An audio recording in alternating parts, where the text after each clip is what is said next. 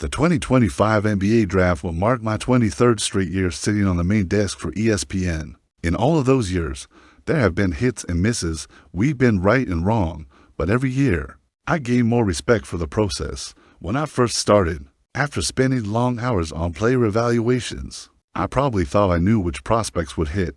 I quickly learned that I didn't know. Nobody knows. All anyone does is believe. Hands up all for any of those who thought Shai Gilgeous-Alexander was a future MVP. When he was drafted, no, 11 out of Kentucky. How many pegged Glenn Brunson as All-NBA and Clutch Player of the Year? When he came out of Villanova, almost every draft, we will look back in 5 years and rank the players far differently than on draft night. Maybe that is true in every sport, but it is especially true in basketball, where decisions are made on short track records of 18 and 19-year-olds. Players stand out in every draft. There are never guarantees, though this year's draft Wednesday and Thursday nights, ADT on ABC and ESPN has as close to a sure thing as we've seen in a long time. But when you see something from these players, they make you a believer. Here are a few in this draft whom I really like. The no-brainer of this is the Cooper Flagg draft. If any of the 30 NBA teams had the top pick in the 2025 draft lottery, all 30 would take Flagg and never look back. Flagg is the best Duke freshman ever and the most complete player in this draft. Asterisk though Flagg has room to improve in certain areas. No other player checks as many boxes. Few players I have scouted over the past 30 years are as proficient in as many areas as Flagg. He is a legit 6'8" with a 7'0" wingspan. He is athletic, long, can move his feet laterally, and has good speed. Defensively, he has great awareness, gets steals and blocks, and is very good on the glass. Flagg is an elite transition finisher and playmaker. He is a terrific driver and finisher and an excellent cutter. The knock on him early was his shooting. Is he a consistent perimeter shooter? During ACC play, Flagg shot 44% from deep and almost 39% last season. Can he tighten up his handle? Yes, but his shot is hardly a problem. It just isn't the lead story. Flagg has All-NBA potential, and I believe that he will reach it as long as he stays healthy. He will not fail in the NBA. He is just different, putting aside the skills and measurable traits. Flagg is one of the most competitive players I have seen at this age. Yes, a lot of prospects are competitive, but this guy is on the highest tier of competitors. At only 18, Flagg is mature beyond his years, far beyond most 22-year-old prospects in this draft. Flagg does not go into a game looking for numbers. Instead, he strives to make the right play, and by stacking the right play over and over, he puts up impressive numbers across the board.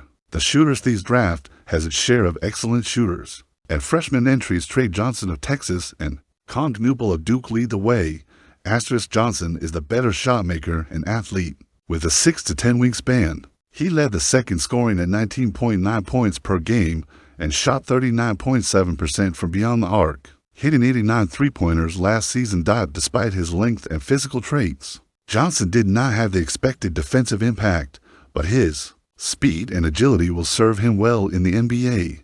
Knupel is the best catch-and-shoot guard in the draft. He hit almost 41% from deep as a freshman in Durham, NC, making 80 for 3 South.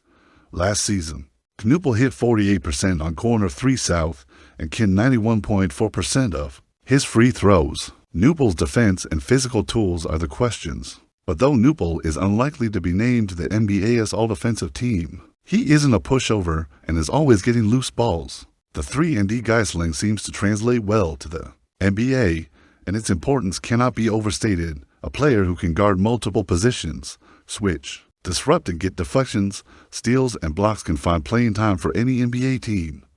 Add in a reliable perimeter shot, you are even more valuable. This year, 3-and-D guys are somewhat under the radar, but will be coveted on draft night. Carter Bryant of Arizona, Rasher Fleming of St. Joseph's, and Cedric Coward of Washington State are the most tantalizing prospects in this valuable category. Bryant is expected to be first off the board among the three. Bryant, 19, is an outstanding athlete who finished in the top 5 in vertical leap and sprint time at the combine. He has size and impressive length and can hit a standstill three-pointer. Almost half of his points last season came from made 3 South, and 82% of his shot attempts were catch-and-shoot 3 South or finishes at the rim. Fleming, 20, has great versatility and a 7'5" wingspan. He's a multi-positional defender and floor spacer who hits 60-3 south on 39% shooting. His shot preparation is good. He can really change ends. And he's an outstanding rebounder. Coward is the mystery man. After starting his career as a Division III player, he transferred to Eastern Washington, then to Washington State. Coward played only 6 games in Pullman, but he scored 20 or more in 3, including 30 points against Northern Colorado.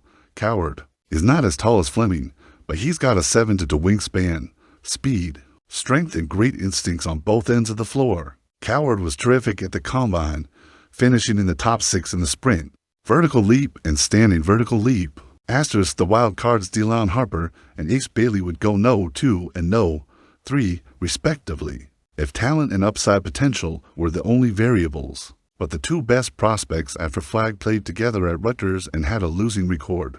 The Scarlet Knights went 15-17 and 8-12 in the Big Ten, though it is fair to question why neither contributed more to winning, especially with a talented point guard in Harper. I doubt the team's record will factor into the draft position of either prospect. Harper is the second best prospect in this draft, a long-armed, 3-level scorer who is a polished offensive player with great footwork and a shot creator. Harper is very good in pick-and-roll situations and makes great reads. He is not a consistent deep shooter, hitting only 33% from three-point distance, but he has good mechanics. He is a worker, but not yet an impactful defender. Despite his length and body, Bailey is one of the high-risk, high-reward guys in the draft. Few have a higher ceiling and few can match his shot-making ability, especially tough pull-up jumpers under pressure. Bailey had 39 points against Indiana and 38 against Northwestern. Bailey has faced questions about his maturity, but he is just 18 years old, and his talent is undeniable.